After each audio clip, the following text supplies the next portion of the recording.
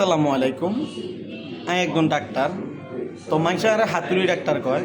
তাই যখন ডাক্তার আমার কাছে তো রুগীরা আইবে, বিভিন্ন সমস্যা লই আইবে। তবে বিশেষ করে যে সমস্যাটা লই আইয়ে, এই সমস্যাটা আমরা একটু কইম। শুধু চিক্কুন চিক্কুন মাইয়ের জাগো আছে, যুবতী যে নারীরা আছে, সব শুধু আমার কাছে আই। আর শুধু গুণের একখানি ওষুধ মোটা হয়ে যেত। তো মোটা হয়ে যেত। আমি যখন ডাক্তার হেরা যখন মোটা হইতে চায়, তো আমি মোটা ওইবার ওষুধ দিই। যেমন মোটা হওয়ার গ্লাকটু সিরাপ আছে, সিরাপ দিই, ট্যাবলেট দিই, বিভিন্ন ভিটামিন দিই, যেগুলো মনে করেন সপ্তাহে সপ্তাহে মোটা হয়ে যায়, সপ্তাহে মোটা হয়ে যায়। তো মোটা ওই সারি, তবে যেগুনটা দিই ওগুন কিন্তু আবার মাসেখানিকের ভিতরে সব বিয়ে হয়ে যায়।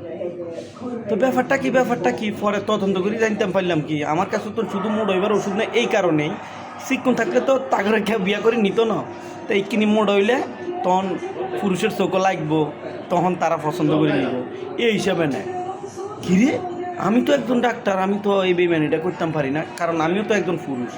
তো একজন পুরুষের ভাগ্য যখন এই মেয়েটা যাইব, ওই সংসারে যাই যখন কাটতে হয়ে যাইব, মানে বুঝছেন নি, চিক্কুন একবারে চিক্কুন হয়ে যাব, তখন তো ওই পুরুষের মনের একটা অভিশাপ আছে না, এটা আর রূপে লাগিয়ে যাবে। তখন এটা আমার কাছে কেমন লাগবো, আমি বেইমান হয়ে গেলাম। তো আই তো বেইমান রে ভাই, আই তো বেইমান। তখন আই ফার্মেসি তার বই না, মানে একদম তিতা তেজা লাগে ফার্মেসির বই না। তাই এখন আর ফার্মেসির বই না। তবে ভাই যেটা সত্য, এই অসুবিধার কারণেই কিন্তু, এই সমস্যাগুলোর কারণেই কিন্তু বুঝলাম যে মাইয়া তার কাছে যুবতী মাইয়ারা যে শিরা পাগল খায়, এটা লাই খায়।